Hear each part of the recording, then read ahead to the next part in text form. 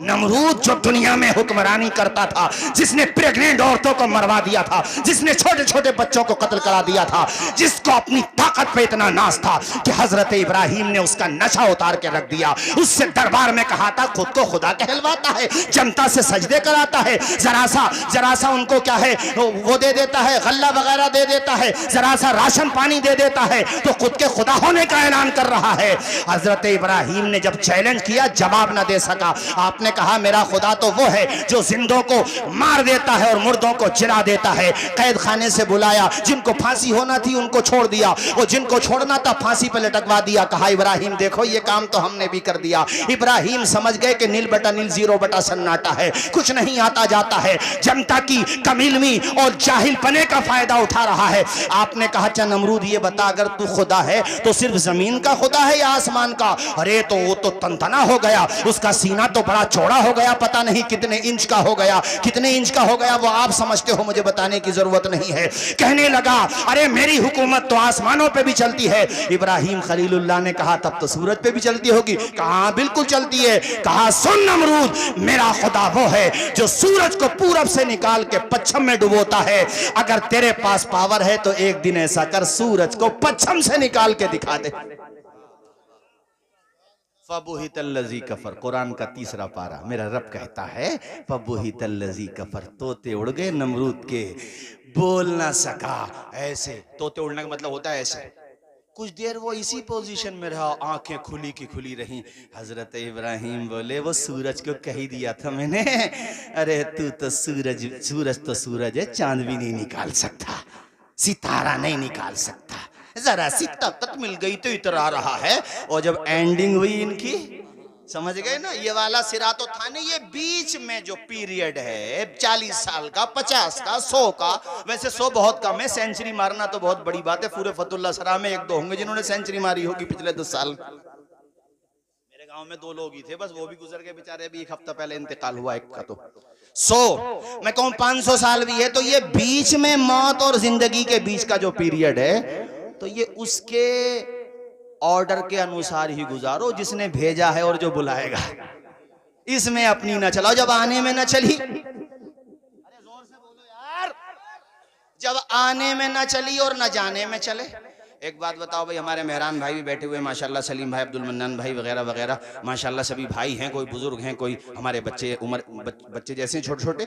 एक बात मुझे बताओ, अगर इतनी ही पावर आ गई है लोगों के पास तो भाई साहब फिर तो जो ताकतवर होते हैं, जिनके पास बड़ी पावर होती है, जो अपनी उंगलियों के इशारे से जनता को नचाते हैं, सबसे पहले तो वो अपनी मौत का इंतजाम करते कि नहीं करते? मौत से बचने का, ऊंचा बोलो, अरे जोर से बोलो, करते? कोई बादशाह क्यों चाहेगा मुझे मौत आए? बादशाह तो बादशाह है यार, गांव का प्रधान नहीं चाहेगा मुझे मौत आ जाए, एक वार्ड मेंबर नहीं चाहेगा मुझे मौत आ जाए, मगर मैंने देखा कि जब आती है तो उनको भी आ जाती है। ला यस्तखिरून साअतम वला यस्तक़दिमून, मेरे रब ने मौत का निजाम ऐसे रखा। अल्लामा अफसर साहब, अरे ये भी अल्लाह का करम है कि सबको आ रही है, वरना अमीर लोग तो इसका भी मजाक उड़ा लेते कि गरीब था यूं मर गया। और उस गरीब आदमी को बेचारे को गांव के डॉक्टर की दवाई लग गई। अरे बोलो जरा जोर से बोलो, कितने कितने मालदार हैं, अरबोपति हैं, बड़ा जी चाहता खाने को, मगर शुगर पेशेंट है बेचारे, देखते ही रहते हैं मीठे को। और रक्षा पोलर, हाय है मेरा रक्षा पोलर, मेरा गरीब भाई, मेरा टेम्पू चलाने वाला, ये मील में जाके काम करने वाला, ये दहाड़ी लगाने वाला मेरा गरीब मजदूर भाई, अपने बच्चों को खून पसीने की कमाई खिलाने वाला, ये कैसा है कि सो जाता है फुटपाथ पे अखबार बिछाकर, मुफलिस कभी नींद की गोली नहीं खाता। हमारे मुबल्लिग दावत इस्लामी हजरत मुआज़ अल मुस्तफ़ा साहब क़िबला तशरीफ फरमाए, उलमाए किराम से पूछो, अल्हम्दुलिल्लाह, और नींद की गोली खाने की जरूरत उलमा को भी नहीं पड़ती है। नहीं आती है तो अपना आयतुल कुर्सी 2-3 दफा पढ़ लो, आ ही जाएगी इंशाल्लाह। झूम झूम के बोलो सुभान अल्लाह, सुभान अल्लाह। मैं तुम्हें ये समझा रहा था कि भैया इंसान का ना आने में इख्तियार और ना, हाँ ताकत दी है अल्लाह ने। एक साहब मुझसे सवाल कर रहे थे, वो क्या सवाल कर रहे होंगे तुम समझ गए होगे, हजरत ये सब ऐसा वैसा ऐसा। अरे मैं समझ गया क्या कहना चाह रहे हैं। मैंने कहा ऐसा बहुत हो चुका पहले भी यार, कुरान पढ़ो ना, तुम 12वां पारा ही पढ़ लो। पहले हजरत नूह अलैहिस्सलाम का जिक्र है, फिर हजरत हूद का है, फिर हजरत सालेह का है, फिर हजरत लूत अलैहिस्सलाम का, फिर शुएब अलैहिस्सलाम का, फिर मूसा और हारून का है, और फिर आगे बढ़ो तो सूरह यूसुफ आ जाती है। तो ये सबके जिक्र कुरान में क्यों आए कि इन्होंने ऐसा किया, फिर ऐसा हुआ, फिर जालिमों का अंजाम ये हुआ? तो ये कुरान में बार बार बताया गया कि पहले भी ऐसा हो चुका है। कभी अगर समस्याओं आ जाएं, परेशानी आ जाएं, तो ईमान मत दे बैठना, इसलिए कि सब कुछ इसी पे टिका हुआ है तुम्हारा। और फिर कुरान ने ये भी तो बताया जालिमों का अंजाम क्या हुआ। अब तफसीर पढ़ लो कुरान की। ये जो नमरूद थे, मिस्टर नमरूद, अरे थोड़ा इज्जत के साथ नाम लो ना यार, किसी की बेइज्जती भी करो तो इज्जत के साथ करो यार। हम लोग जबान का गलत इस्तेमाल क्यों करें? मिस्टर नमरूद की जब एंडिंग होती है तो अल्लाह ने फरिश्तों की जमात नहीं भेजी, अल्लाह पाक ने मच्छरों की फौज भेजी। जो फौज थी उसने उस फौज को निपटाया। उन मच्छरों में एक मच्छर था, विकलांग था वो। उनको लंगड़ा कहोगे तो उनकी रूह को तकलीफ ना पहुंचेगी? है विकलांग, विकलांग थोड़ा जरा सही लफ्ज है। विकलांग मच्छर, ब्रेन वाश्ड था वो सीधा एंट्री करता है नाक के रास्ते से ब्रेन में। ब्रेन हेमब्रिज तवी से चला शायद, और उसने वो अटैकिंग, मतलब उसने वैसा अटैक किया कि वही जनता जो उसको सर झुका के सजदा करती थी, अपने पांव का जूता मारती थी, तो इनाम देता था, तो बड़ा रेस्ट मिलता था उसको वहां पे। जब देखो क्या अंजाम हुआ। जोर से बोलो, हुआ कि नहीं? ऊंचा बोलो जरा भाइयों। हमने क्या बताया? वो मोहलत देता है, पावर नहीं देता है। अब मैं हाथ हिला रहा हूं तो ये मोहलत तो है, ये बेवकूफी है। मैं समझूं कि मेरे हाथ हैं, जिस दिन दम निकलेगा ऐसे पड़े हुए होंगे।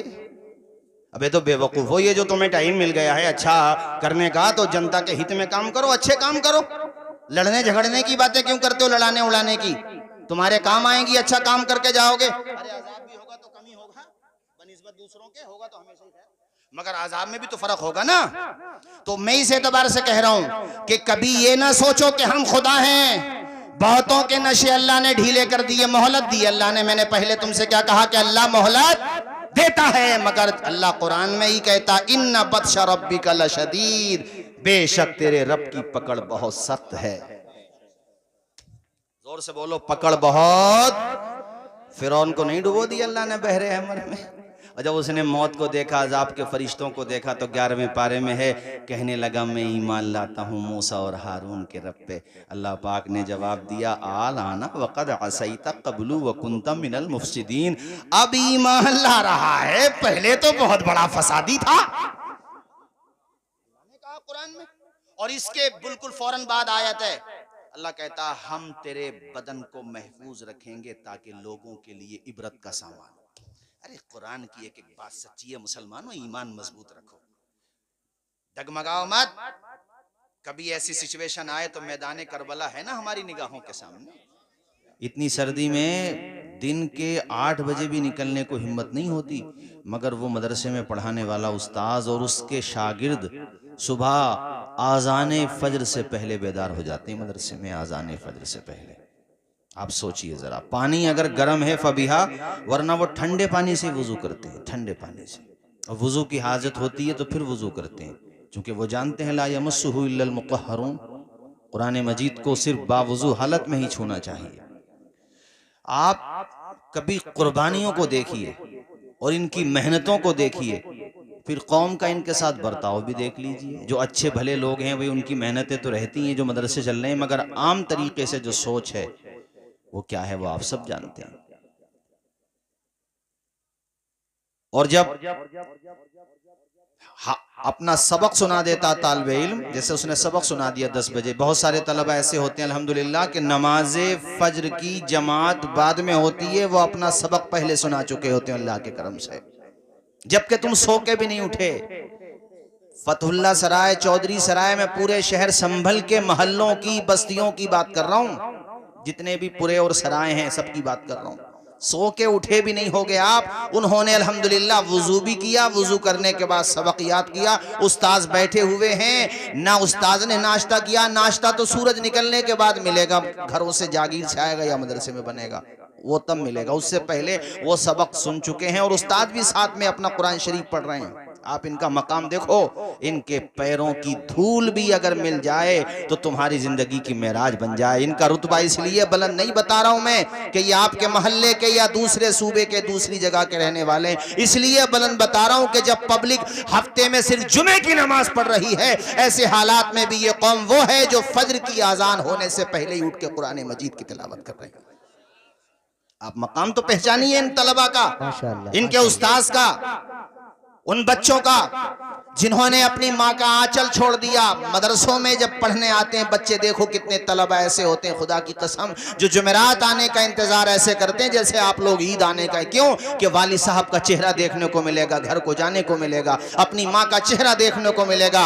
लोग ये समझते हैं कि आसानी से ये हाफिज कुरान बन गए, आसानी से ये आलिम दीन बन गए, आसानी से इन्हें ये मनसब मिल गया, आसानी से इन्हें ये शोहरत मिल गई, आसानी से ये इस बावकार मकाम तक पहुंच गए, आसानी से इनको पब्लिसिटी मिल गई, आसानी से इन्हें इज्जतों के ताज मिल गए, आसानी से इनके सर पे दस्तारे हिफ्ज रखा जा रहा है, आसानी से इनके सर पे दस्तारे आलमियत फजीलत रखा जा रहा है, आसानी से ये मुफ्ती बने हैं। मेरे भाइयों, ऐसी बात नहीं है। वो मुझे दो मिसरे याद आ रहे हैं, तुमने मेरा कांटों भरा बिस्तर नहीं देखा। ये कामयाबी मुझे कोई वरासत में मिली है, ये फूल मुझे कोई वरासत में मिले हैं। ऐसा थोड़ी है कि किसी ने मुझे ये वरासत में फूल दे दिए कि भाई लो मौलाना आरिफ साहब आप जिम्मेदारी संभालो, कायदे उलमा अहले सुन्नत हजरत मौलाना नफीस अख्तर साहब आप लीजिए जिम्मेदारी, हमारे हजरत मौलाना अफसरुल कादरी साहब आपको ये जिम्मेदारी दी जाती है, हजरत मौलाना इसाक साहब आप लीजिए जिम्मेदारी, हजरत मौलाना कामिल साहब आपको ये इज्जत दी जाती है, आपको माला माल किया जाता, हजरत मौलाना अबरार साहब आपको ये जिम्मेदारी दी जाती है। अरे ये फूल हमें कोई वरासत में मिले हैं, तुमने हमारा कांटों भरा बिस्तर नहीं। अल्लाहु अकबर, नारे तकबीर, वाह वाह वाह, माशाअल्लाह। तुमने हमारा कांटों भरा बिस्तर नहीं देखा, संघर्ष नहीं देखा, रातों की मेहनतें नहीं देखी, ट्रेन में जनरल डिब्बों में खड़े होकर के लखनऊ तक जाना। ये कितने तलबा जो कटिहार बिहार से आए, पूर्णिया से आए, किशनगंज से आए, इनके भी माँ बाप थे, इनके भी घर वाले थे, इनके भी लोग थे, मगर ये आए अपने माँ बाप का आंचल छोड़ के, अपने घर वालों का प्यार छोड़ के। कहाँ आए? संभल आए पढ़ने के लिए। मुरादाबाद जामिया नईमी आए, कितने जामियातुर रज़ा आए, मंजर इस्लाम आए, कहां से आए, ठोकरे खाते हुए आए। मुझे अपना सफर याद है, आज भी जब मैं राजस्थान पढ़ने गया था मुझे खूब याद है। अजमेर शरीफ हम पहुंचे तो 4,000 रुपए उस जमाने में, सन 2007 या 6 की बात है, 4,000 रुपए कितने होते थे। मैं कपड़ों के और सब कुछ चोरी हो गया वहां, बस में हम उतरे, कारी लेख साहब भी थे। मुझे बस सफर याद आ गया तो बता दूं, ये मैंने अपनी जिंदगी का एक तजर्बा बताया है। ऐसे तजर्बात हर तालिब इल्म की जिंदगी में आते जरूर हैं, कभी ना कभी परेशानियों के। जब जेब में 1 रुपया भी नहीं होता है और नाश्ते का वक्त होता है तो एक दूसरे के चेहरे को देखते हैं। मेरे साथियों, तुम सिर्फ तरक्कियां देख करके तबसरे करते हो, तुम्हें यह पता नहीं है कि ये तलबा वो हैं कि मेरे आका ने फरमाया इनके बारे में कि जब ये घर से पढ़ने के लिए निकलते हैं तो आसमान के फरिश्ते इनकी राहों में अपने परों को बिछाने के लिए निकलते हैं। सुभान अल्लाह, सुभान अल्लाह, माशाअल्लाह, माशाअल्लाह, माशाअल्लाह। अल्लामा मुफ्ती जलालुद्दीन अमजदी अलैहि रहमा बहुत सारी किताबों के आप मुसन्निफ हैं। फतावे फैजुर रसूल बेहतरीन नाबगे रोजगार थे अपने अहद के। कहते हैं दिन भर में मजदूरी करता था, दिन भर में मेहनत करता था, घर का खर्चा चलाने के लिए दिन भर में मेहनत करता, मजदूरी करता, जिससे मेरे घर का चूल्हा जलता था, और रात में जाकर के रईसुल कलम अल्लामा अरशदुल कादरी के पास जाकर के पढ़ा करता था। एक नाम है अल्लामा गुलाम रसूल सईदी, जिनकी शख्सियत अल्हम्दुलिल्लाह मनारे नूर है, तिबियानुल कुरान जिनकी मारकतुल आरा, इसी तरीके से नेमतुल बारी जिनकी बेहतरीन उन्होंने जो बुखारी शरीफ की शरह लिखी है। इसके अलावा मकालात शारे मकालात हजरत गुलाम रसूल सईदी, मकालात सईदी के नाम से बहुत किताबें उनकी हैं।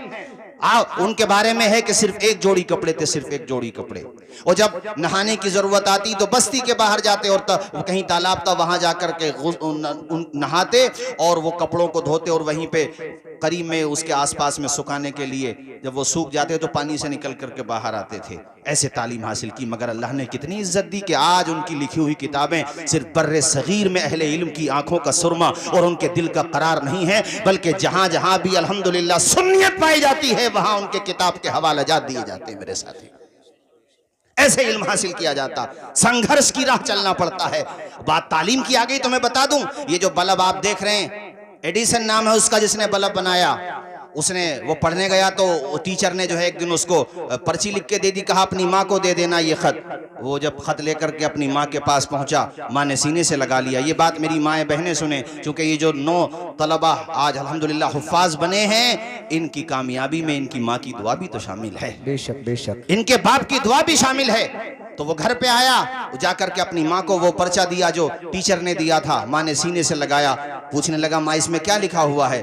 कहा, बेटे इसमें ये लिखा हुआ है तुम्हारा बेटा जीनियस है, तुम्हारा बेटा इंटेलिजेंट है, तुम्हारे बेटे को पढ़ाने के लिए हमारे पास इतने काबिल असातिज़ा नहीं है, ये बहुत गजब की सलाहियत रखता है, बेहतरीन जहानत है इसके पास, ये ऐसे सवालात करता है कि इसके जवाब देने के लिए हमारे पास सलाहियत है ही नहीं, ऐसा दिल दिमाग नहीं है हमारे पास जो इसको मुतमईन कर सकें।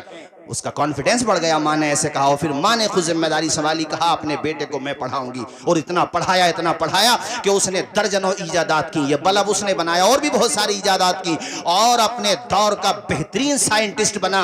उसकी माँ तो फौत हो गई थी, इंतकाल हो गया था माँ का, माँ मर चुकी थी। एक दिन सामान तलाश करते करते वही पर्ची उसकी निगाहों के सामने आ गई। उसने पर्ची जब खोल के देखी, आंखों से आंसू टपकने लगे, दिल का पैमाना आंखों से छलकने लगा। पर्ची में लिखा हुआ था, तुम्हारा बेटा कुन जहन है, ये कुछ नहीं पढ़ता, इसका जहन काम नहीं करता, उल्टे सीधे सवालात करता है। आप ऐसा करो, आइंदा हमारे स्कूल में अपने बच्चे को पढ़ने मत भेजना, वरना फिर हमें मजबूरन तुम्हें आकर के बताना पड़ेगा। पर्चे में लिख दिया कि आइंदा अपने बेटे को मत भेजना। ये पर्चा वो पढ़ता हुआ जा रहा था और आंखों से टपक रहे थे आंसू के मेरी माँ थी जिसने डूबता हुआ सूरज उगा करके दिखा दिया। संघर्ष की राह जो चलता है, हालात वही बदलता है, जिसने रातों से जंग जीती है, सूरज बनकर वही चमकता है। समझते हैं कारी गजाली साहब यहाँ तक पहुंचे तो ये आसानी से पहुंच गए होंगे, किसी ने थाल में सजा करके दे दी होगी। मैंने क्या कहा था अभी, वो मिसरा याद रखना, हम जैसे लोगों के लिए तो वही मिसरा को वरासत में कामयाबी थोड़ी मिली है यार हम लोगों को, हैं? तुमने मेरा कांटों भरा बिस्तर नहीं देखा, ये फूल मुझे कोई वरासत में मिले हैं, तुमने मेरा कांटों भरा बिस्तर नहीं देखा। बड़ी मेहनत करते हैं तब जाकर के कामयाबी मिलती है मेरे साथियों। इन तलबा की मेहनत मैंने नमाज़े फज्र से पहले नहीं बताया आपको। नमाज़े फज्र से पहले तो अल्हम्दुलिल्लाह उठते ही हैं, जबकि ये कौम सिर्फ रमजान में कुरान उठा के देखती है, फिर भी ये आबरू बचाए हुए इस उम्मत की कि ये उठ जाते हैं सुबह में, अरे कपड़ों पे पैबंद लगे हुए हैं तो क्या हुआ, किरदार तो इनका गाजी वाला है। भाई यही तो कह सकते हो कि नाश्ता नहीं मिलता बच्चों को, फाका करते हैं, रोजाना चावल खा लिए, दाल खा लिए, यही तो कह सकते हो आप। लेकिन इनका मर्तबा पहचानो, इनका मकाम पहचानो। ये देखो किस तरीके से मेहनत करते, कभी गुजरा करो मदरसे के पास से, अल्लाह रसूल की मोहब्बत ही में सही उन तलबा के सर पे हाथ रख दिया करो, और किसी तालिब इल्म की खामोशी से साथ जाकर के मदद कर दिया करो। ये सोच करके मेरा छोटा भाई है, ये औलाद दाखिल है, वो तालिब इल्म हाफिज कुरान बनेगा, वो कुरान पढ़ेगा, उसका सवाब अल्लाह ताला तुम्हारी रूह को भी अता फरमाए। बेशक बेशक, मेरे हुजूर की रूह पाक खुश होगी कि मेरे मेहमान से कितनी मोहब्बत कर रहा है। कोई बिहार से, कहाँ है बिहार, यहाँ है 700-800 किलोमीटर दूर, और किशनगंज चले जाओ तो कितने किलोमीटर दूर, और दूर चले जाओ कोई बंगाल से, कोई जनाबे वाला कर्नाटका से, कोई कहां से हमारे संबल में पढ़ने के लिए आया है। तो हमारी जिम्मेदारी बनती है कि हम अपने पैसों को फजूल पानी की तरह बहाने की जगह इन बच्चों का सहारा बन जाए। जैसे सर्दियां पड़ रही हैं, अपनी आल औलाद के लिए हम गरम गरम कपड़े लाते हैं, तो क्या किसी तालिब इल्म को हम गोद नहीं ले सकते? क्या 10-20 तलबा को हम गोद नहीं ले सकते? और ये बात मैं उद्योगपतियों से भी कहता हूं, ये बात मैं पॉलिटिशियन से भी कहता हूं, सबसे कहता हूं कि ये मेहमानाने रसूल हैं। जिस जमाने में तुम सिर्फ जुमे की नमाज पढ़ते हो, उस जमाने में भी अल्हम्दुलिल्लाह ये रोजाना कुरान मजीद की तिलावत भी करते हैं और 5 वक्ता नमाज बाजमात अदा करते हैं। सुभान अल्लाह, माशाअल्लाह माशाअल्लाह।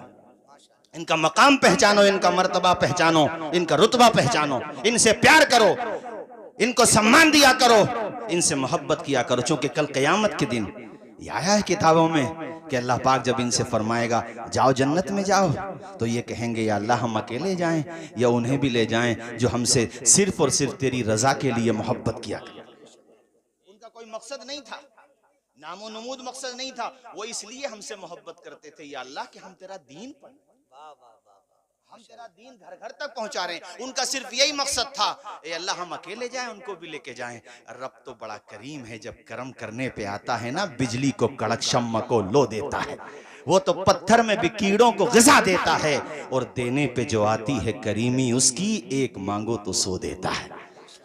माशाल्लाह हमारे देखो ये कादरी नौशाही टीम वाले भी आगे, अल्लाह शाद व आबाद रखे। इतना मजमा तो कभी कभी होता जितना अभी अभी हो गया माशाल्लाह, और इतनी सर्दी में हो गया। देखो अल्लाह सबको शाद व आबाद रखे। भाइयों तवज्जो है आपकी, अल्लाह जब अता करने पे आता है तो क्या अंदाजा लगा लो, उसने खुद कहा मैं बगैर हिसाब के देता हूँ।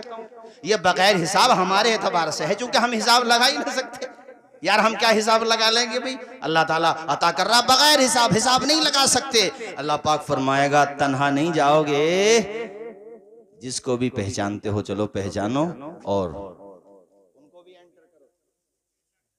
जरा झूम के बोलो सुभान अल्लाह, और मचल के बोलो मेरे भाइयों, उनको भी साथ लेकर के जाओ। कितनी इज्जत मिल रही है, सुभान अल्लाह। इसलिए मैंने तुमसे ये बात कही है, फतहुल्ला सराय वालों से भी कही है, और जितनी सराय शहर संबल में हैं सबसे, जितने पुरे हैं उनसे, और जितने गैर पुरे और गैर सराय हैं उनसे भी हैं। मैंने तो सबसे कही है कि जो भी तुम्हारे मोहल्ले में इदारा चल रहा है, भाई अजम उलूम हो, नकाशा-ए-उलूम हो, ज़मीर उलूम हो, फैज़ुल उलूम हो, हैं मखदूमिया हो, सबके नाम मेरे इस वक्त जहन में नहीं आ रहे, जितने भी मदरसे हैं, मकतब हो या बड़े मदरसे हो, है ना, जहां भी तालीम हो रही है, जिम्मेदारी बनती है हमारी कि हम उसमें योगदान दें। अरे आदमी गुड़ न दे, गुड़ जैसी बोली तो बोल दे।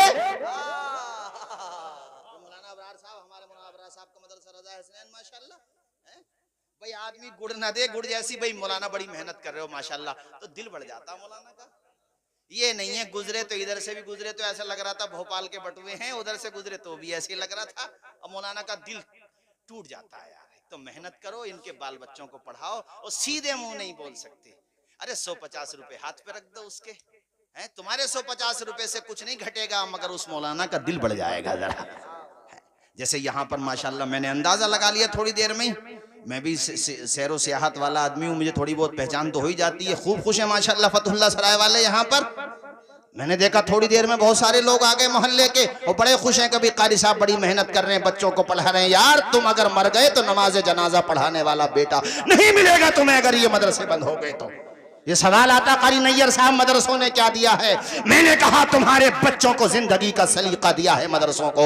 मदरसों ने तुम्हारे बच्चों को पत्थरों से हीरा बना दिया है मदरसों ने। तुम कहते हो इन मदरसों ने क्या दिया? जिंदगी जीने का सलीका दिया है मदरसों ने, शूर जिंदगी दिया है मदरसों ने। हमारे बच्चों को अपने वक्त का बेहतरीन आलिम बनाया है मदरसों ने। हमारे बच्चों को खुदा रसूल की मार्फत देने का काम किया है मदरसों ने। हमारे बच्चों को हीरा बनाने का काम किया है मदरसों ने। और ये जो मस्जिदों से मीनारे हैं, और इन मीनारों से जो आजान की सदाएं बुलंद होती हैं, ये मुअज्जिन देने का काम भी तो किया है मदरसों ने। क्यों पीछे पड़े हुए हैं लोग मदरसों के, मुझे बताओ। उन्हें पता है कि ये मदरसे अहले ईमान की रीढ़ है, रीढ़। बोलो ऊंचा बोलो। आज 26 जनवरी थी, आज बात आई तो मैं बताऊं आपको, ये भी जिक्र आता है कि हमने क्या किया। अब तो पता नहीं क्या क्या जिक्र आता है, ऐसे ऐसे जिक्र आते हैं कि हम बता भी नहीं सकते आपको। अब आप सब जानते हैं कैसे कैसे जिक्र आते हैं। अरे हमने क्या किया? हम खून की किस्तें तो कई दे चुके, लेकिन ए अर्ज़े वतन हक अदा क्यों नहीं होता है? सवाल है हमने क्या दिया? आखिरी शासक थे बहादुर शाह जफर, उनके सामने उनके पोतों के कटे हुए सर रख के लाए गए थे मेरे भाइयों, मगर फिर भी उन्होंने हिम्मत नहीं हारी, हौसला नहीं हारा। हमने क्या दिया? उनसे उस वक्त के बड़े बड़े हुक्मरानों ने कहा था, बहादुर शाह जफर अब लंका लुट चुकी है, कुछ नहीं बचा तुम्हारा, सब कुछ ईस्ट इंडिया कंपनी के अधीन है, सब कुछ उसी के पास है, तुम्हारे पास कुछ नहीं। उन्होंने शेरी रंग में कहा था, दमदमे में दम नहीं, खैर मांगो जान की, ए जफर ठंडी हुई तेग हिंदुस्तान की। बूढ़े थे, कैदी बना लिए गए थे, ढांचा बचा था बस, उसमें आत्मा थी, इसके अलावा क्या बचा था। कहां पर कैद थे? बर्मा में, म्यांमार में, आज भी उनका मजार शरीफ वहीं पर है। आपने जवाब दिया था जब अंग्रेजों ने कहा था दमदमे में दम नहीं, खैर मांगो जान की, ए जफर ठंडी हुई तेग हिंदुस्तान की। तो बहादुर शाह जफर ने कहा था, गाजियों में बू रहेगी जब तलक ईमान की, तख्ते लंदन तक चलेगी तेग हिंदुस्तान। वाह वाह वाह वाह वाह वाह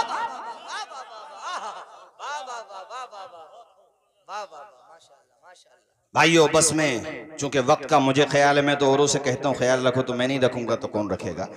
इसलिए मैं आपसे आखिर में कहूंगा, कारी गजाली साहब बैठ जाओ थोड़ी देर, आप भी, आपको हमारे ये अच्छा हजरत को लेने के लिए जा रहे हैं। ठीक है, ठीक है, हाँ ले आइए फौरन, चूंकि सर्दी बहुत ज्यादा है और आप देख रहे हैं कोहरा भी पड़ रहा है, मगर फिर भी आप लोग तशरीफ लाए। मौला ताला हम सबको अमल की तौफीक अता फरमाए। भाइयों, आखिर में चंद बातें और कहूंगा। देखो, तौहीद, अल्लाह को एक मानना, जोर से बोलो, अल्लाह को एक मान। ये सारी बातें घुट्टी में पिला दी जाती हैं मदरसों के अंदर।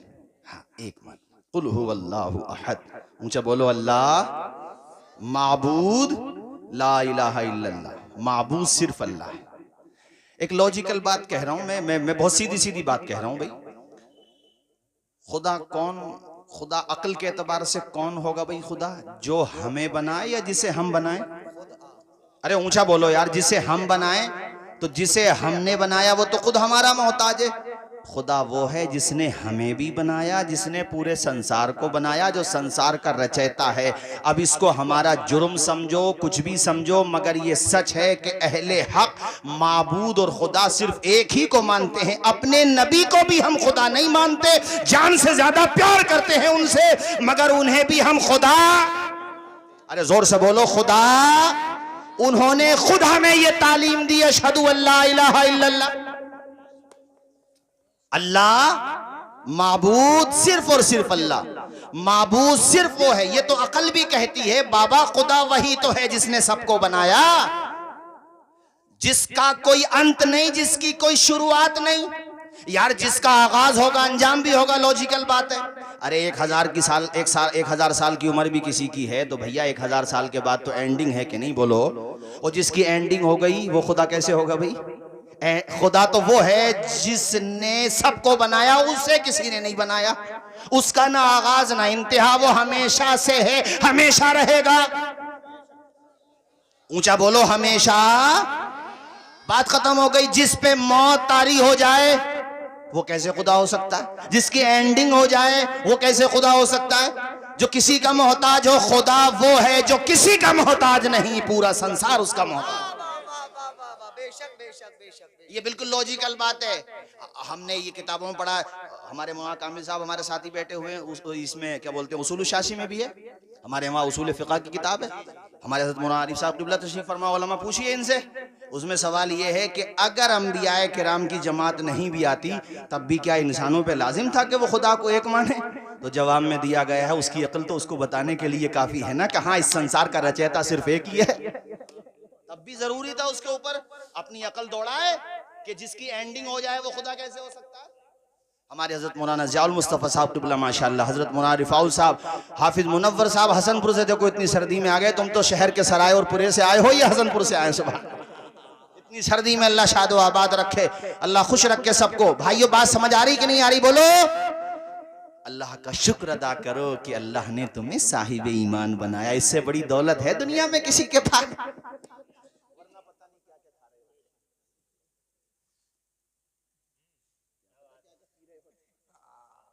अल्लाह का शुक्र अदा करो कि अल्लाह का लाख लाख फजल है कि उसने अपने महबूब के सदक़े में ये तौफीक अता फरमाई कि ये समझ रहे हैं कि खुदा कौन है।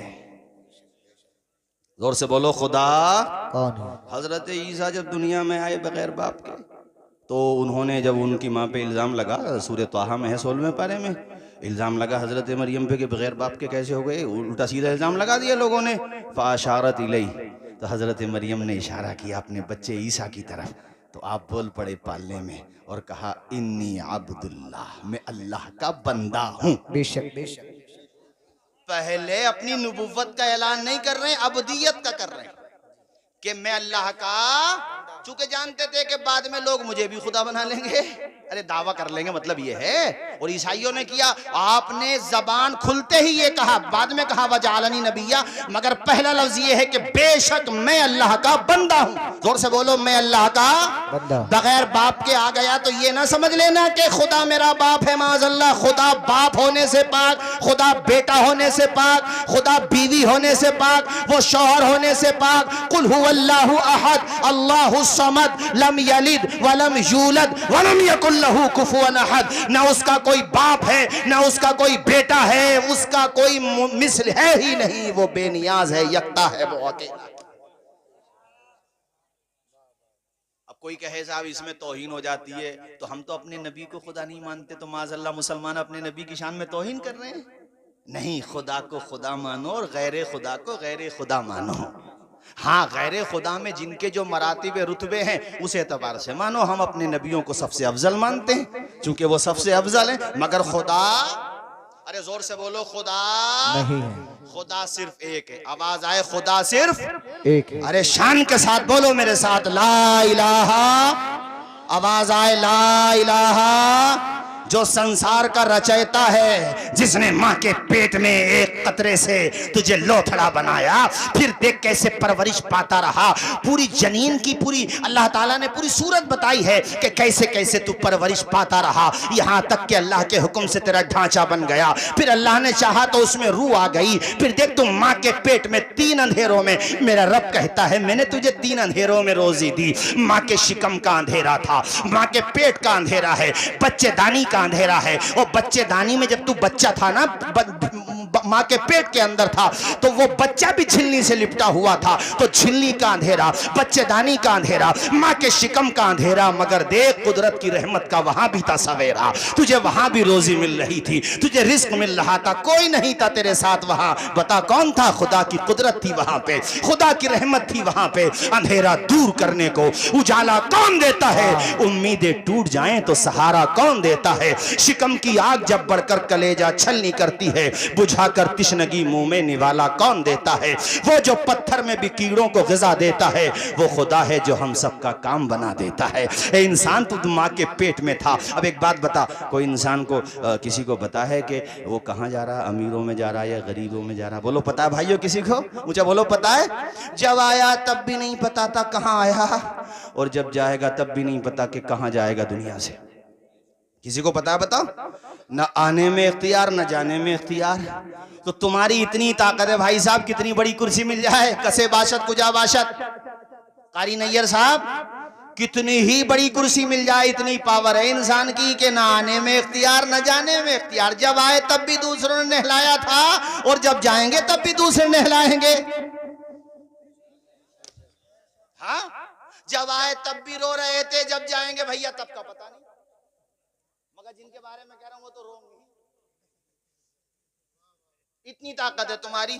इधर देखो मेरी तरफ, ये रुमाल है मेरे हाथ में, इसका एक हिस्सा अगर मेरे हाथ में रहेगा तो मैं दूसरे हिस्से को पकड़ सकता हूं, और दोनों ही मेरे हाथ में नहीं है तो क्या इख्तियार है? तो ये एक हिस्सा हो गया पैदाइश, दुनिया में आना, एक हिस्सा हो गया जाना। दोनों पे मेरा इख्तियार नहीं है, तो मैं किस बात पे इतरा रहा हूं? वे नमरूद ना रह सके, तुम क्या रहोगे दुनिया में बेवकूफो? क्यों डगमगा रहे हो भाई?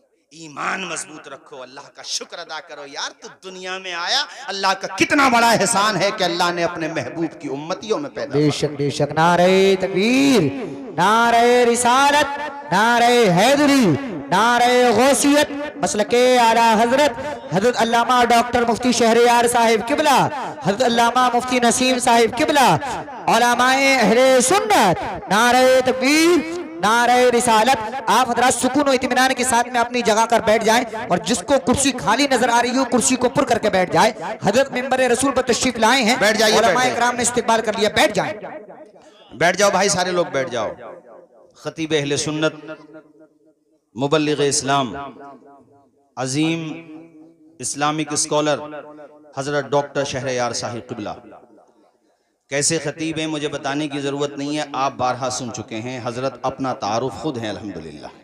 आप सुनेंगे 1 घंटे के बाद आपको ऐसा लगेगा कि हजरत 1 घंटा और तकरीर करें, 2 घंटा हो जाएगा, जी चाहेगा 2 घंटा और करें, और 2 घंटे में तो हजरत को समझ लो शुरुआत होती है। माशाल्लाह, बहुत अजीम मुफक्किर हैं, बेहतरीन खतीब है, हक गो आलिम दीन अल्हम्दुलिल्लाह। आप सुनेंगे दिल बाग बाग हो। कलमा शरीफ पढ़ें, ला इलाहा इल्लल्लाहु मुहम्मदुर रसूलुल्लाह। फिरौन से अल्लाह ने कहा तेरी लाश को हम बचाएंगे, महफूज रखेंगे। आज भी मिस्र के अजाइब खाने में उसकी लाश रखी हुई है। मैं तो कहता हूँ ये बड़े बड़े लोग जो विजिट पे जाते हैं ना, मैंने कहा जाके देख लिया करो कि जब वो ना बचा तो फिर आगे की तो आप खुद ही जुमला सेट कर लो यार, है? बोलो अल्लाह, आवाज आए अल्लाह, ऊंचा बोलो अल्लाह, पढ़ो मेरे साथ, ला इलाहा इल्लल्लाहु मुहम्मदुर रसूलुल्लाह सल्लल्लाहु अलैहि वसल्लम। कुरान मेरे नबी का सबसे बड़ा मौजज़ा है। बस 5 मिनट, चूंकि हजरत की तशरीफ भी हो गई, मैं हजरत का इंतजार कर रहा था। आपने भी देख लिया और मैंने भी छोटी जिंदगी में देख लिया कि कुरान मजीद के साथ दुनिया के तवागीत, जालिम, दुश्मनाने दीन जितनी मुखालफत कर रहे हैं कुरान के साथ, अल्लाह की कसम लेके ये बात कह रहा हूं कि कुरान उतना ही लोगों के सीनों में उतरता चला जा रहा है।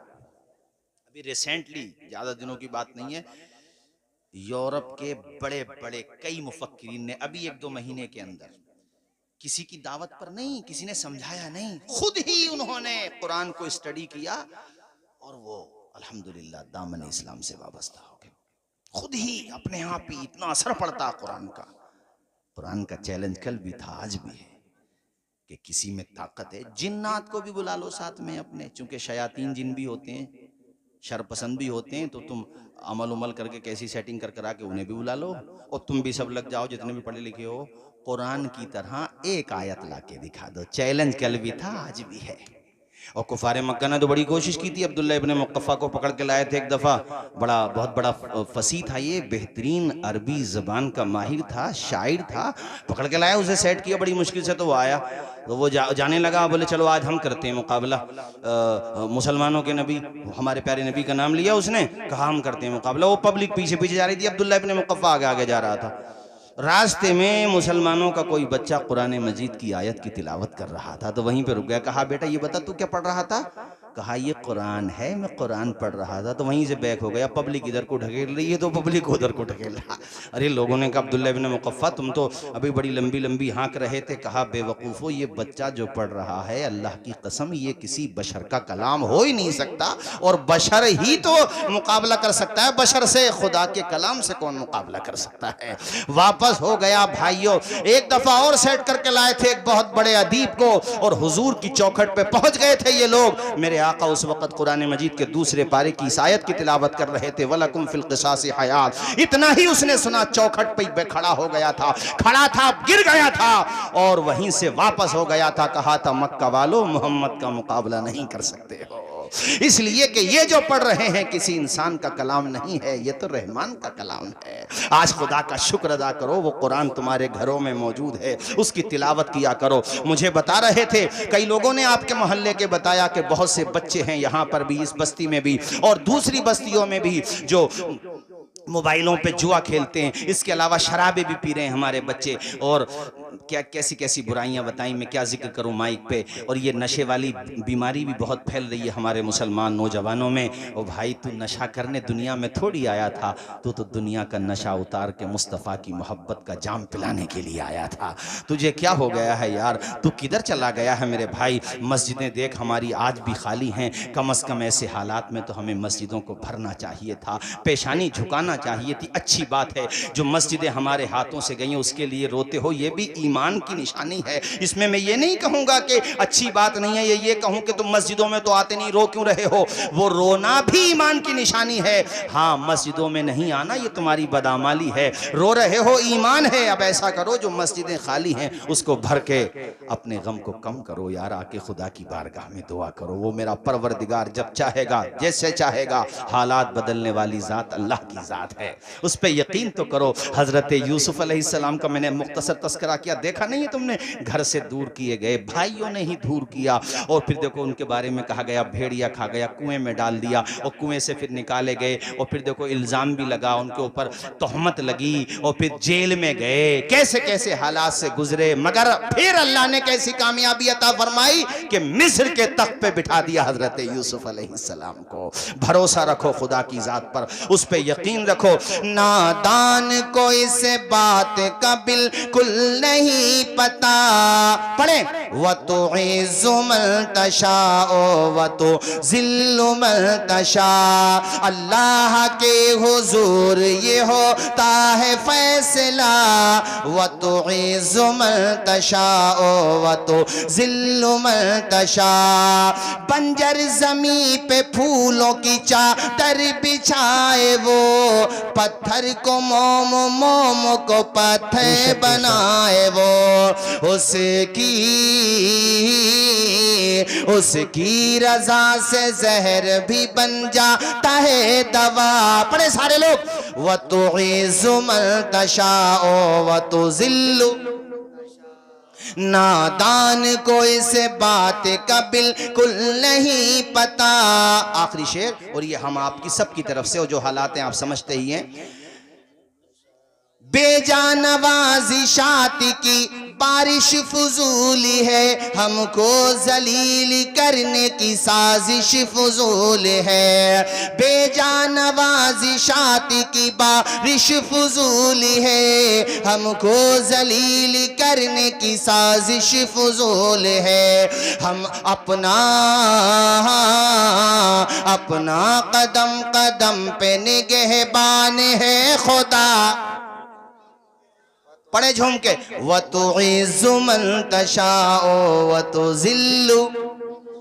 माँ के पेट में उसने अकेला नहीं छोड़ा, इतने बड़े संसार में वो तुम्हें तन्हा नहीं छोड़ेगा।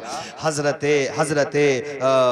मूसा अलैहिस्सलाम और हारून अलैहिस्सलाम से अल्लाह ने कहा, ये 16वें पारे में है सूरह मरियम में, अल्लाह ने कहा मूसा और हारून तुम जाओ, इसको फ़िरौन को दावत दो, तबलीग करो इसके पास जाके और इसको समझाओ। अल्लाह पाक ने कहा ए मूसा और हारून, मैं तुम्हारे साथ ही हूँ, तुम्हारी बात सुन रहा हूँ मैं। ऐसी कुरान में एक जगह अल्लाह पाक कहता वह हुआ माकुम ऐनमा कुंतुम, ऐ मेरे बंदो तुम कहीं पर भी रहो, तुम ये ना सोचना तुम्हारे साथ कोई नहीं है, दुनिया साथ छोड़ देगी मगर तुम्हें पैदा करने वाला तुम्हारा खुदा तुम्हारे साथ रहेगा। वह हुआ माकुम ऐनमा कुंतुम, तुम कहीं पर भी रहो वो तुम्हारे साथ है। उस पर भरोसा रखो, उस पर एतमाद रखो। जब दुनिया की मदद के दरवाजे बंद हो जाते हैं तब भी परवरदिगार की मदद का दरवाजा खुला रहता है, उसकी तरफ लो लगाओ। कुरान में है, ऐ महबूब ये पूछते हैं मेरे बारे में कि मैं कहाँ हूँ, इससे कह दो मैं तुम्हारे करीब हूँ। उजीबु दावत दाई इज़ा दान, जब ये दुआ करते मैं इनकी दुआ सुनता हूँ, मैं इनकी दुआ कबूल करता हूँ। ओ बंदो तुम अल्लाह से दुआएं तो करो, तहज्जुद की नमाज पढ़ के दुआएं करो, अव्वाबीन और इशराक पढ़ के दुआएं करो, तुम 5 वक्ता नमाजी तो बन जाओ। ए अल्लाह तू हमारे कितने करीब है, ए मेरे मालिक तू हमारे कितने करीब है। कुरान में रब इसका भी जवाब देता है, वनहनु अक़रबु इलैहि मिन हब्लिल वरीद, जिस नस पे जिस रग पे तुम्हारी जिंदगी टिकी हुई है वो रग भी उतना करीब नहीं है जितना मेरी रहमत तुम्हारे करीब है। वमा अलैना इल्लल बलाग। अस्सलाम वालेकुम।